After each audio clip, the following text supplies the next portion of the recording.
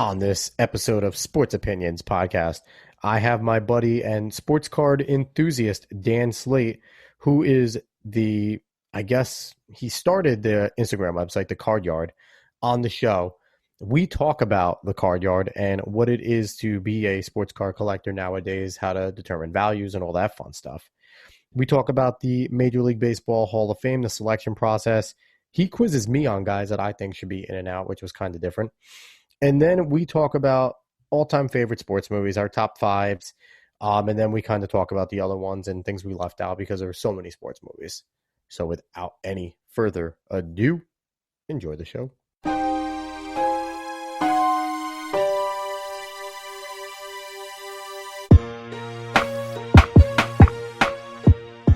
What's up, sports fans, and welcome to the Sports Opinions podcast. I am your host, as always, Alex Cuesta, and with me today is a guy that, weirdly enough, I've known for now almost a decade. He's someone that, recently started an Instagram page we're going to talk about. It's pretty awesome. He's a sports card collector, enthusiast, trader, all the above. Dan Slate, what's up, bud? How you doing, man? Thanks for having me. Yeah. So how's everything going there? How are you doing with the whole entire craziness, the quarantine, COVID-19 stuff going on? I'm hanging in there. I mean, luckily I'm able to work from home, but, just being without sports and it's tough. How about you? I mean, have you been able to get through sports with no sports? It's nice with my show. I think you're experiencing, when we talk about the itinerary, it's very guest driven, what I do here. So there's always something that the individual person wants to talk about outside of like the current events going on. So it's always interesting to get other perspectives. It kind of forces people to open up a little bit. What's really struggling is the other show that I do with my brother, Cuesta Dos, where we talk about the weekly events in sports. So I've already threatened 1,000 times on that show to make stuff up. Like I'm ready to make. You're talking trades. You're not talking any games. It's tough. Yeah, this last week's itinerary was a lot of death. Like it was a lot, just like the past, the passings of Steinbrenner and Tavares Jackson and Karl Anthony Towns' mom. Like it wasn't an easy show to do. Not gonna lie, it kind of sucked. Yeah, but we're gonna keep this one upbeat. We're not gonna be somber. I'm tired of talking about death. We're gonna talk cards. Yeah, let's talk some cards. So you started an Instagram page called The Card Yard. Yeah. First, Tell everyone what the Card Yard is. It's basically just a collection of my cards right now. What I want to do with it down the road is build a website and eventually start selling some of this stuff. I've just been buying a lot of cards in the last year or so, and just buying guys I like that I think are just going to, continue to take off and grow, and these cards are going to grow as well. About a year and a half ago, I went to a card show. It's kind of when I got back into it. I was a collector as a kid, and I wanted to go to a card show, checked it out. And when I saw that some of these cards were just, prices were through the roof, I'm like, what's going on here? Like Mike Trout rookie cards, Tom Brady rookie cards. The price of these cards are not cheap. $500 to $1,000 and up for, even other cards. Yeah. But those were the two guys that I saw. I'm like, these were the guys I watched throughout my, the course of my teens and 20s and fanhood and everything like that. Right. Yeah. I wish there was a period where I kind of stopped collecting, and, I wish I didn't. Yeah, definitely us growing up. Me and you were right around the same age. Maybe a year difference, but like we all collected cards of our favorite teams. I think we all had Topps Upper Deck, baseball, basketball, football. I even had some soccer because my grandfather's from Naples, Italy, and he used to bring me like, oh, you want to collect the Napoli team cards, collect those. I had no idea. There's still soccer cards. I had no idea who those guys were. I knew they had really super Italian names. Like he bought me like packs of Serie A cards. It's all in Italian. Sorts of cards. Yeah, so it was crazy, but it's interesting. Like we were always told, keep your Pokemon cards because those are going to be worth something, and they probably are. Some of them still are. But we're finding out, I think, more that the sports cards are still worth more. They hold their value very well. Now, you on the Card Yard have some badass looking cards. One thing I want to ask. On a comparative level, there are guys that have way more crazy stuff than I have. It's crazy what the industry and the card industry has become. I mean, you can't walk into a Target or a Walmart these days, and the shelves are wiped out of basketball cards right now because of Zion and John Morant. Their cards are through the roof. And as far as buying retail boxes versus a hobby box, which you can really only get at a card shop or get online, the prices are just crazy. $300, $400, $500 for a box of cards. And if you don't hit on a card in there, you're pretty screwed. Right. I mean, but what's in these boxes is what the draw is. There's autographed cards. There's cards that are numbered, 1/1 cards, numbered to 25, numbered to 50, all sorts of variations, short print cards that are limited. And, that's the draw to these cards. The rookie cards, I mean, every sport, there are other guys where basketball, right now you got Zion and Ja. Last year it was Luka and Trey. The year before that, what was that? Jason Tatum and Donovan Mitchell. Those guys. And was that DeAndre Ayton 3 years ago too? Was he another one that was a big rookie? Now, just curious, when you're looking at the value of a card, because I have no idea how to tell value of cards. You're probably learning as you go more and more. Definitely. When I got back into it, there was stuff I was buying that it was buying because I liked it, and now there's stuff where it's kind of like you're a little bit investing in these guys. So what's the difference between, say you were talking about some of the newer rookies with Luka, Trey, and all that. Say I have a Scottie Pippen rookie card in mint condition. What would be the value comparison? Like, would the newer rookie cards compare at all, considering that they're already great players in terms of high value, or are the older cards still more valuable? Oh, Jordan rookies, Pippen rookies, they still hold value. Actually, this past week, because of that show that's coming out, The Last Dance, which I can't wait for. Yeah, it looks good. Pippen stuff has gone through the roof because of that. It changes day to day. When I remember 2 months ago, when there was basketball, Luka Doncic is dropping triple doubles like back-to-back nights. Crazy. All of a sudden, his stuff doubles overnight. Giannis cards have gone through the roof too in the last year. LeBron rookie cards have skyrocketed. All of it, like about 2 years ago, there was it was pretty affordable to buy. Now it's you're breaking the bank to buy some of this stuff. So first off, what's your Instagram handle so people can go and look at the cards and some of the products that you have? It's just the Card Yard. Okay. And then if you're someone now that's listening to this and we're all sitting at home kind of doing nothing, if they're interested in kind of getting into the card game, where can you go to find some of these cards, to find the value of these cards? Because there's obviously websites dedicated to things like this. Instagram's a great spot because there's so many different collectors on there. I buy a lot of cards on eBay. You just got to make sure what you're looking at is legit. You don't want to get caught buying stuff to get your hand caught in the cookie jar, so to speak. But yeah, I mean, like I said, Target and Walmart, or you got to go to your local card shop. These local card shops are closed right now, so it is a little tough to get back into it. It takes some time to pick up on what is what nowadays. It's not just like you could walk into a card store. I'm sure you remember there was card stores all over the place back then. Oh, yeah. A lot of your comic book stores and even just gaming stores, they just had walls full of cards. Right. So it was easy to access them everywhere you went. You don't see too many of them around anymore, but a lot of stuff is really purchased on eBay or through Facebook groups or through Instagram, the buying and trading. What people do nowadays is what's called a break. You can buy into just someone buys a box. You randomly get a team. Whoever your team is, whatever players are on that team are shipped to you. But the prices on those boxes can vary. There's, like you said, you got Topps. There's not really Upper Deck is more hockey card now. Panini Prism, Panini Optic. Nope. See, those are ones that I knew Fleer had that. Now, another question I have for you in terms of this whole thing. You talked about that there's conventions and stuff. Obviously, with all the craziness going on, there's no conventions going on. But are there any conventions in the future, maybe a year out from now, that you're looking to attend, to go and When are you going to kind of feel comfortable to possibly get a table at any of these places? I was actually thinking this August. That's the show I went to. Hmm. Kind of when I got back into it was in White Plains at the county center. I was thinking about getting a table and starting to move some of the stuff. There's That'd be also the fun. national convention or the Northeast convention, which is in Atlantic City, I believe, at the end of July. Um, that was supposed to be a big show. I don't know if these shows are still going to be happening It's probably for TBA the at this time time, being. or Yeah. yeah. Now in terms of finding cards at like flea markets and stuff like that, are they kind of gold mines where guys just have no idea what they have and they're putting it out there because it's a big name?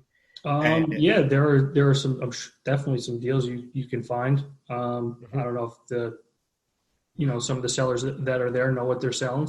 I'm sure some are just trying to they have cards that they're trying to sell, shoe and boxes, yeah. yeah, but that's you got to know what you're looking at. For example, Ken Griffey Jr. rookie card, right? That was the Mhm. biggest card when we were younger. Yeah. The 89 upper deck.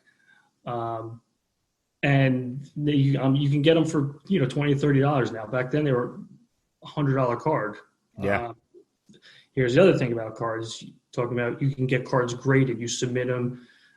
PSA or Beckett will grade your card, and I have mixed feelings about it because it can change the value of the card dramatically. It can go from a $20 card, and if you get a perfectly graded card, it can be now a $150 card.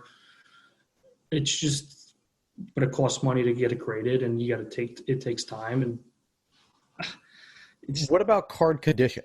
I know if you have a super rare card, but it's kind of in beat up condition, how much will that, like if it's a one of one, but if it's not in great condition, will it still hold its value because it's such a rare card? yeah, I'd say nowadays when it's really the older cars that the condition is what you'd question. The newer cards, people are taking care of their stuff better. It's like, Yeah. I'm sure my dad had a collection of, he doesn't have it anymore, but they were flipping cards back then. And Hmm. like I have a Nolan Ryan rookie card. It's not in the best condition, but it still holds some value. One of those in perfect condition could be several $1,000s. The one I Yeah. have is maybe a couple hundred. Uh, the conditions, yeah, it's a very big part of it.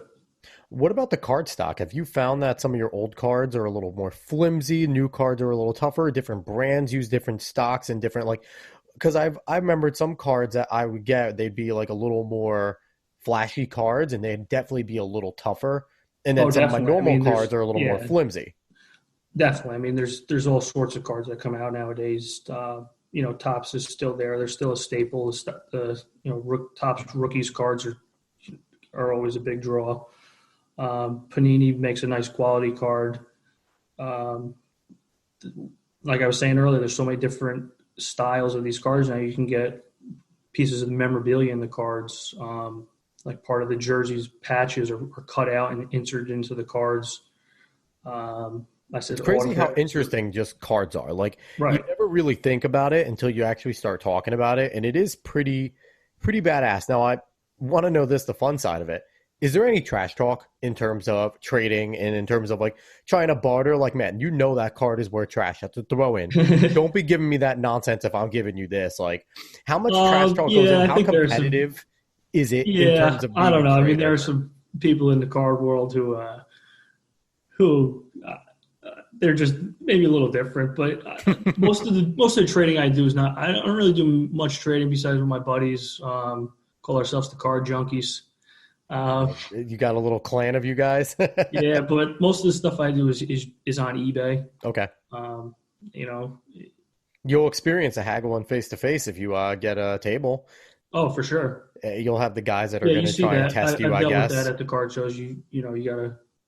Most of the people at the card shows are they're reasonable. Hmm. So it sounds like it's pretty fun. So what have you found is the market for this right now? You're pretty serious about it. You want to make some money off of it. Obviously, you're not going to do this just to spend a bunch of money. What's the market for this going right now, and kind of how has coronavirus and COVID-19 kind of affected what you're trying to do? Is this going to kind of strengthen the collectors because there's nothing else better to do, or is it going to kind of hurt it because people are hurting in the pockets a little bit? What do you see going on right now?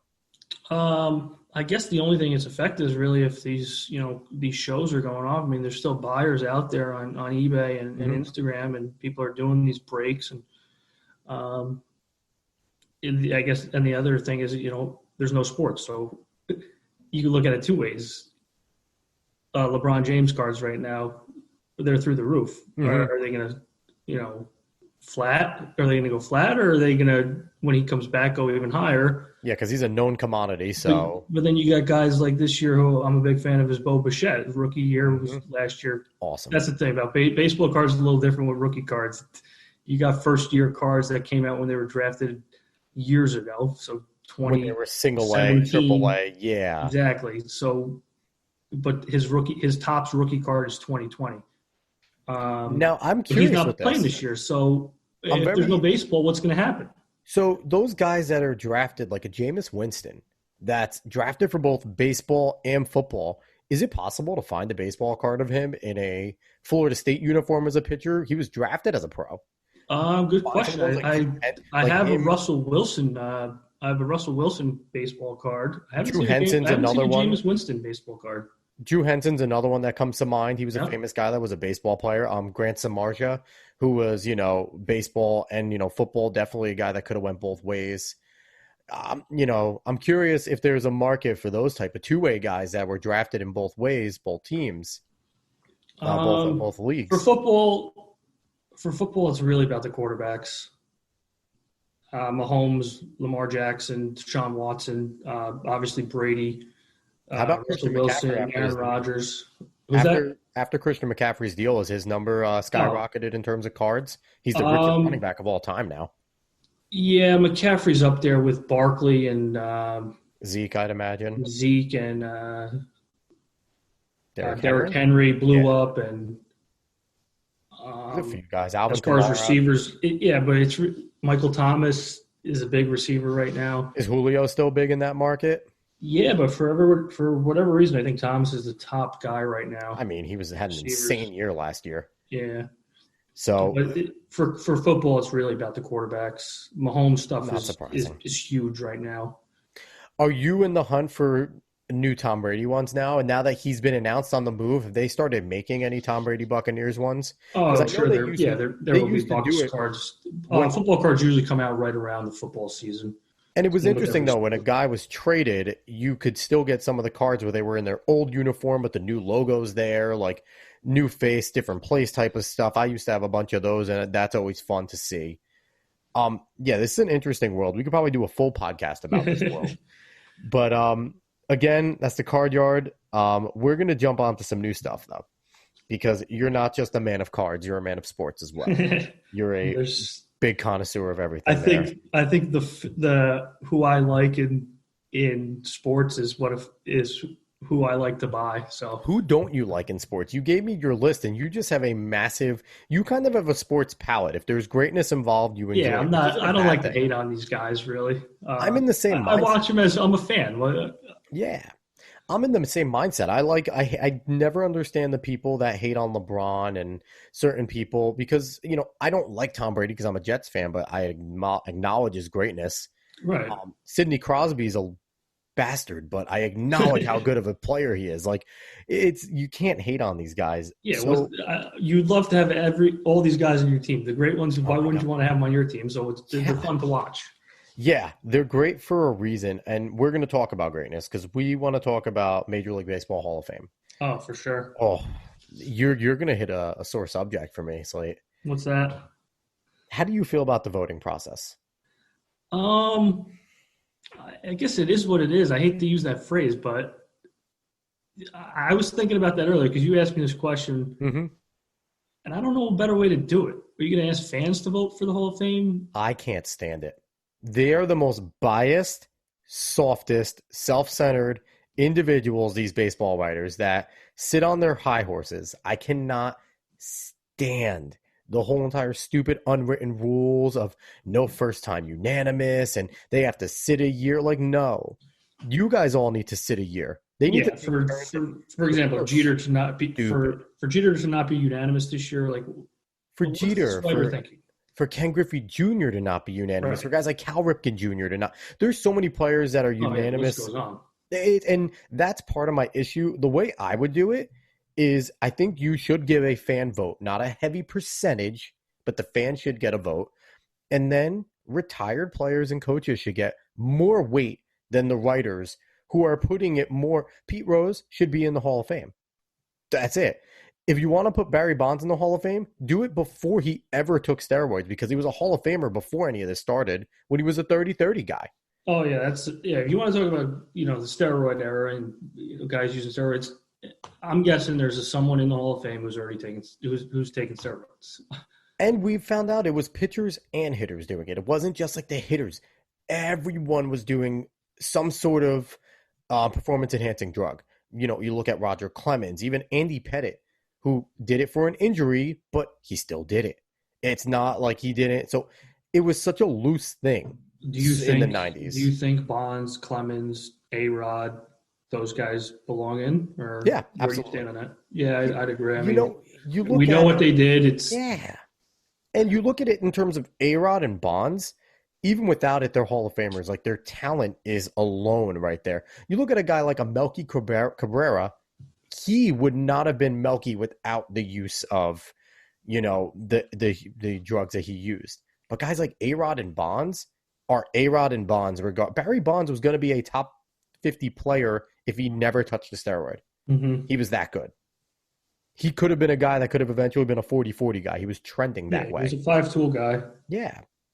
Yeah, so I hate the process. I've ranted about how much I hate the baseball writers of America, that I think most of them are soft and that they base it more on their relationship with the player. Have they got anything wrong? Are there guys that don't belong in the Hall of Fame, or are there guys that are not in yet that belong in? I mean, there's a list of guys that are not in that belong. See, I feel like guys like a Lance Berkman should be in.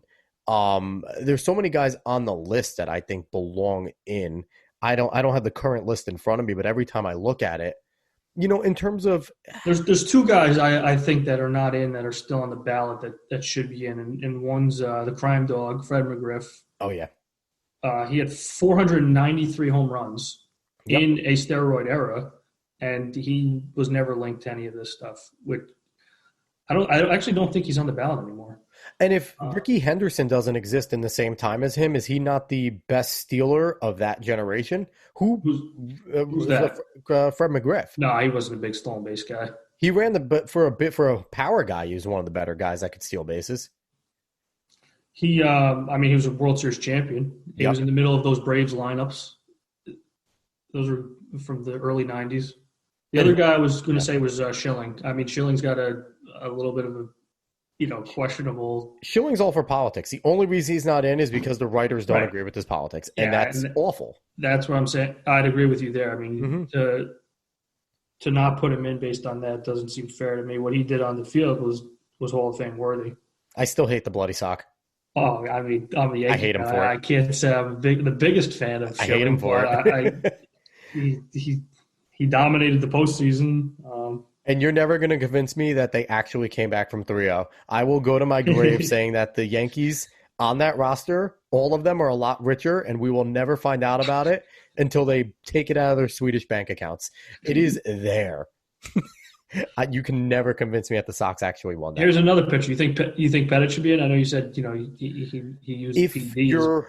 He's one of the most dominant postseason pitchers of all time. Yeah, and I think postseason performance should be looked at a little more heavily. I don't know if these voters are looking at it enough, but guys like Schilling and Pettitte, what they did in the postseason, just pitching against the best players in baseball. I mean, if you're in the postseason, your team's good, you're good. And you got to think guys of dominate.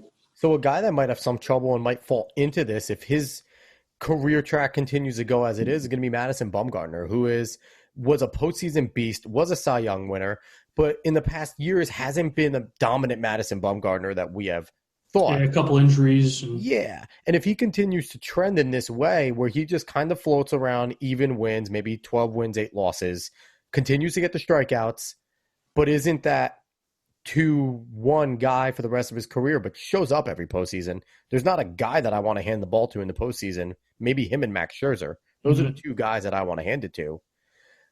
He might fall into that trap of he was great, but type of deal. Yeah, I think. At this point in his career, I think he's got a little way to go, but well, yeah, it's I think crazy. he's on his way there. I mean, he's with the Diamondbacks now, right? Yeah. Mm-hmm. There's a list of guys that I wanted to ask you about. Go for it. I think they're Hall of Famers. The current players that I can tell you, I believe are already Hall of Famers is Pujols, Trout, Verlander, Scherzer. Altuve is a question mark. Nope. For what just happened. Kershaw, I believe, is already in. Miguel Cabrera. Yeah. Buster Posey and Yadier Molina. Yeah. And now these are the guys that I want to ask you about. Bob Gardner was one of them. Would you put Ryan Braun in? Nah, I think he's right on the fence, but I'd say no. He's kind of just hung around the last couple of years. Really, He hasn't really. But that's a good one. I didn't think about him. Edwin Encarnacion. No. He's got over 400 home runs. And it's going to be weird to grade these guys because I think me and you, who grew up in a little more of a batting average era, I'm going to look at these guys and the high strikeouts and everything, and it's going to kind of throw me off. And I think that's why I'm thrown off by Encarnacion. Because back in our day, he would not be a Hall of Famer even with that many home runs because we would look at his strikeouts, his batting averages on base, and we'd be like, he wasn't an all-around player.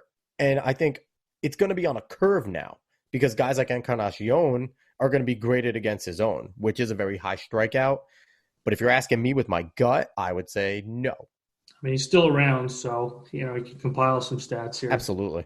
Nelson Cruz is another guy who's been on fire that nobody even talks about. I like Nelson Cruz. I think Nelson Cruz needs to do it for another 2-3 years. Yeah, these guys are just not there yet, but another couple of years. DeGrom, too early. 2 Cy Youngs back-to-back. He's got to get a championship. I don't think the championships necessarily matter. I think if you're an ace, it matters. I think if you're an ace and you're the horse of the club. Kershaw doesn't have one. Kershaw was also the most dominant pitcher for 6 years, except for the postseason. Mm-hmm. So I think DeGrom, but I think there's also the stigma with the Mets that doesn't help him. That he couldn't do it in a big market that doesn't want to spend, and he was good, and he had some. And these lineups that he's going to be with for the next few years are going to be good lineups. So if they're not they're a postseason team right now. On paper, the Mets are a postseason team. What could affect him is just somehow he has all these quality starts. He can't get wins. I don't think that should hurt him. Well, he's a guy you got to look at. You just got to look at strikeouts and ERA, really. Well, that was Matt Harvey when he was with the Mets. How many times did he just not get any run production when he was their ace? For that 1 year? Oh, it was 2 years. It was 2 years of Matt Harvey dominance. He was good, really good. I don't think anyone signed him yet. No. But DeGrom, I don't know. DeGrom, I think, is a different case. I think DeGrom, either another World Series appearance or a championship. Like, he needs to be the horse. 2 Cy Youngs already. Yeah. I think he's trying. He's on his way. Yeah. All right. I like this. I like this game. The other, CeCe just retired, and Adrian Beltre. Adrian Beltre is definitely in. I think CeCe's definitely in. Yeah, I think there's got to be a place for an innings eater, and CeCe he could give up 6 runs and get into the 8th inning. There's got to be something for a guy mentally that strong. What do you think about Cano? He's another steroid guy. So nope. Yeah, he did nothing in Seattle. No, you can't go and fade away. Here are 2 guys, 2 closers: Craig Kimbrell and Chapman. I want to say yes to Kimbrell. Chapman gets a lot of credit in my eyes for coming to New York and being able to do it. And I don't know if they're going to count the extra pressure of doing it in New York. Yeah, I mean, all these guys that I think are still a little bit away, but I think they're close. Why don't you think Altuve? Because Altuve, I think it's more credit just for being little and being able to play. If we're going off of his fielding, because his fielding is as good as anybody ever, he does very well with what he is. The strike zone is given to him because he's small. Do His you strike think? zone is very difficult. The umpires give him a lot Do because you he's a think tiny guy. the last couple of years of what was going on in Houston is going to affect him? And It should. If the steroids affect the guys already that are doing it, why wouldn't it affect Bregman, Springer, Correa, Altuve, all the guys that have the potential talent to get to that point? And Carlos Correa might be one of the most disappointing players in it so far that I've seen, because that guy was a five-tool stud his rookie yeah, year, and he has fallen off. it'll be interesting to see how they bounce back. If they still produce and put up numbers. I mean, yeah, of course you can knock what they did, but if they're still producing, then That would be the biggest did answer. it really affect them? That would be the biggest answer. If they come in and they win 100 games this year and they make it to ALCS again or whatever, even if they make it to the playoffs as a good rank, yeah, it would prove the point that this didn't do much. And if Garrett Cole comes out and still pitches well for the Yankees, because if he comes in and he's absolutely terrible, it'll say there was something more, because Verlander's resurgence there was stupid. I have no idea how he went from Cy Young guy in Detroit to crap, and then all of a sudden right back to Cy Young in a flash. Yeah, Houston was the big story going into this year. It's kind of fizzled out for the time being with Corona, and but yeah, that was something I wanted to watch there. Another guy I was excited to see in Atlanta was obviously Acuna, big fan of him. Yeah, but was King Felix. I was hoping he was going to have a resurgent year. and King Felix is a guy that is King Felix, a Hall of Famer. I don't think so. Yeah, I don't think he's got the. In the dominance of Kershaw, Felix is probably the There are a lot of pitchers other guy right now. David Price has a nice resume. Chris Sale just got Tommy John. Yeah. Greinke. Greinke is a weird case because Greinke had the stuff to be as good or better than Kershaw, but he was an absolute psycho. Like he's your typical pitching mental case that if one thing goes wrong, he unravels. Yeah. And Greinke was my favorite pitcher when he was on the Royals. I think he's favorite just pitcher in the league. He's cut from a different cloth. He's kind of like I don't know if he's like Trevor Bauer, but Trevor Bauer is one of my favorite guys to watch right now. Love Trevor Bauer. Yeah, so it'll be interesting to see how the Hall of Fame shapes. I don't think it's going to change, and that's the unfortunate part because it's so ingrained. I hate the whole process, though. So it was just Jeter and Larry Walker this year, right? Yeah. Yeah, good. Thank God Larry Walker finally got in. Yeah. I never liked the argument about playing in Coors Field. It's a major league ballpark. If you play there, don't hold it against the guy. Yeah, of course there are going to be inflated numbers, but that's not fair to the player. I mean, he plays in Colorado. He put up numbers. He's a Hall of Famer. 7-time Gold Glover. Here's a guy that I thought about the other day, Juan Gonzalez. Oh, he should be in. Like he was a guy Albert Bell put Texas on his back for how many times on SportsCenter will we just hear Juan gone? Like every single SportsCenter you were hearing a home run for Juan Gonzalez. It was the 97 MVP. I know he won one MVP. How about Curtis Granderson? That doesn't do it for me. Doesn't move the needle. He carries a team for a month every year, but just that's about it. Then the rest of the year is kind of not there. There's a little bit of everything for you, but yeah. All right, so that was fun. It's rare that I get quizzed, so it's always fun when I'm getting quizzed. I had to bring some heat. Yeah, I like it. So we're going to jump into a fun topic to end off this show. We're going to talk about sports movies. You want to talk about sports movies, and there are a lot of movies.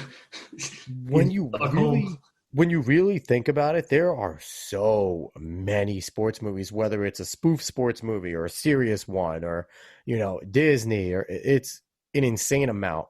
So we're going to start off.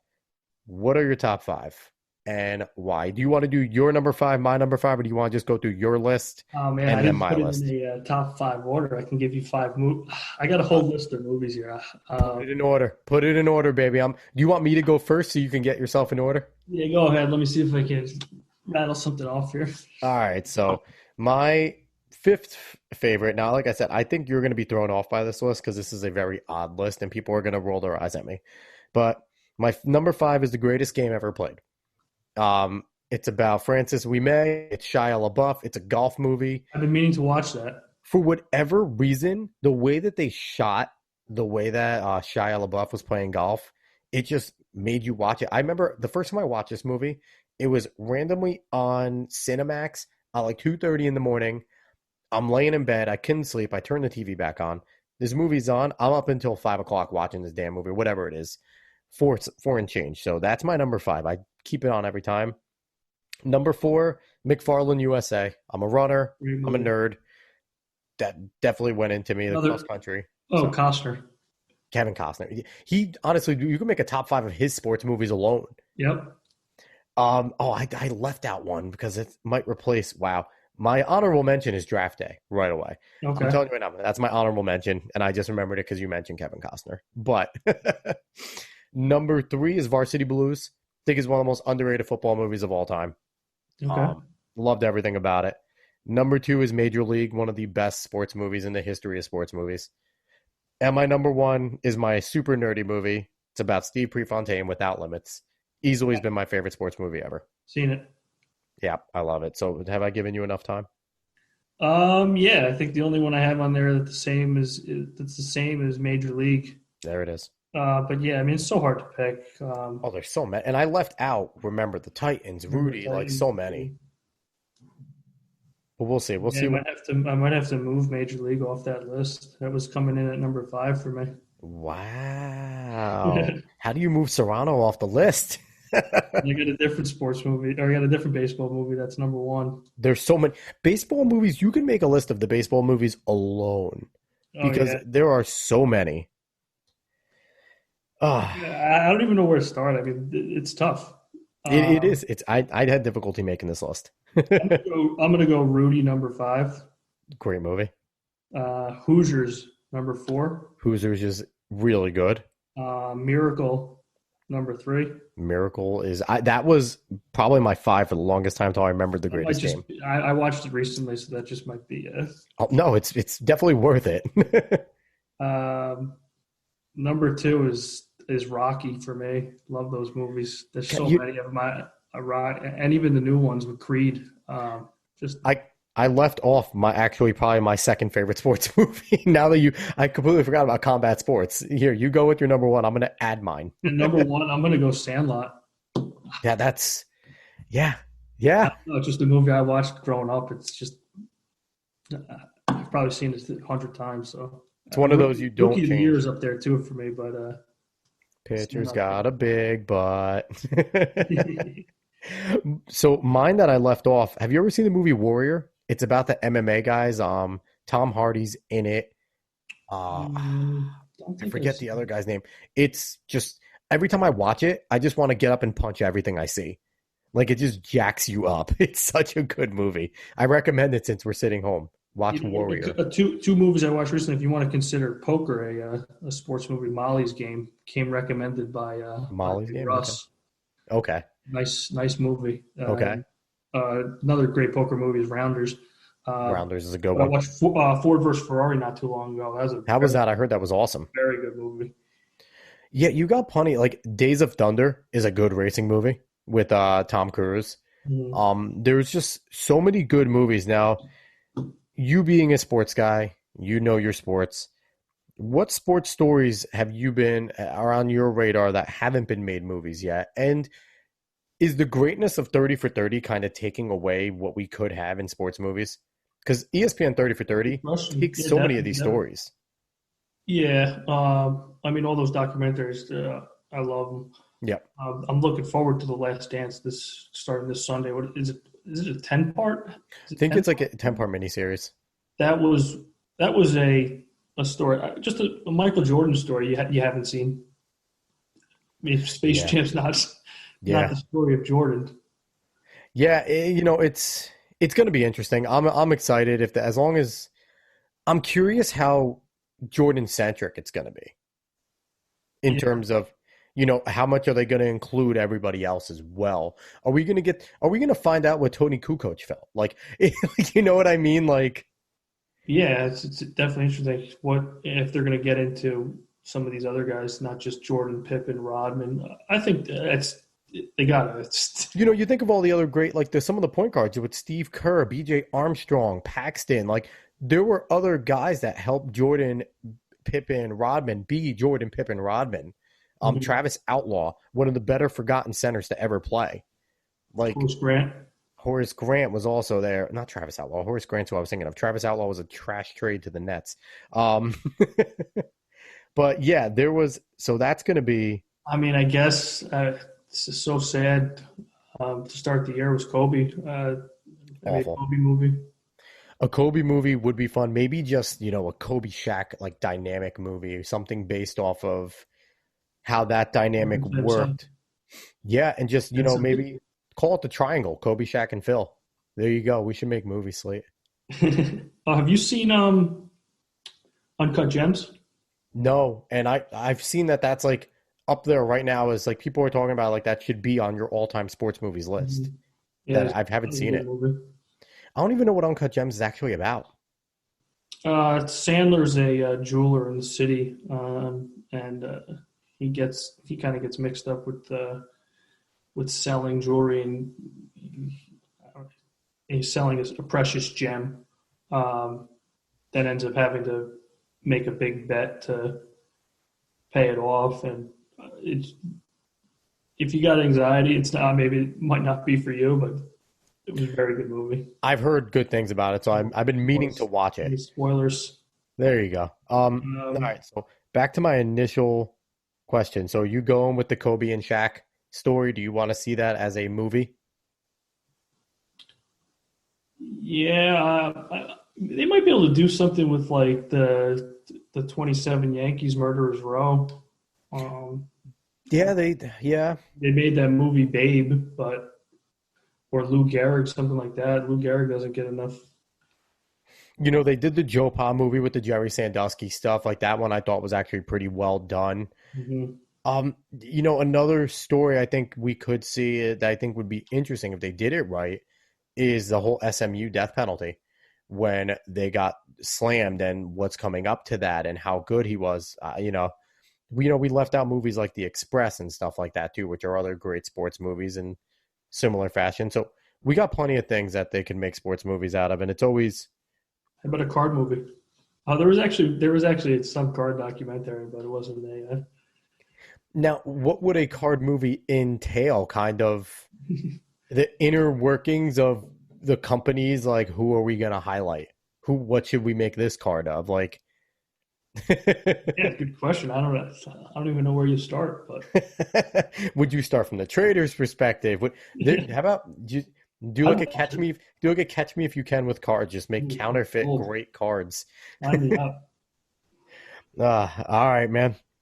With that, that is going to end this episode, the Sports Opinions Podcast. Slate, thanks for coming on, brother. No problem, Alex. Good talking to you, and I guess just be safe. Pretty much it, man. There's Yeah, nothing we can do right now. it's about it. Is hang out. Once again, he is Dan Slate, card enthusiast, card specialist, card everything, sports cards. You can find him at the Card Yard on Instagram. I think it's just at Card Yard. You'll see all he downplays his cards. I look at them and they're all pretty badass. He puts up a bunch of little montages front and back of all the cards that he has. They're really cool. You can find me on Twitter and Instagram at air_Questa30. Sports Opinions on Twitter at Sports Opinion 30, Instagram Sports Opinions 30. Find us on Facebook. Listen to this anywhere you can get a podcast: Spotify, iHeartRadio, YouTube, Apple Podcasts, Google Play Music. It goes on and on. And if you ever want to be on the show, hit us up on one of those. Shoot me a message. We're all just average Joes here. Slate might be cooler than me now because he has a bunch of badass cards, but we're still just average guys.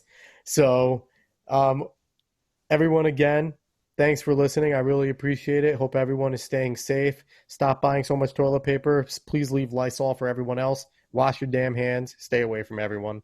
Stay safe. Have a good one.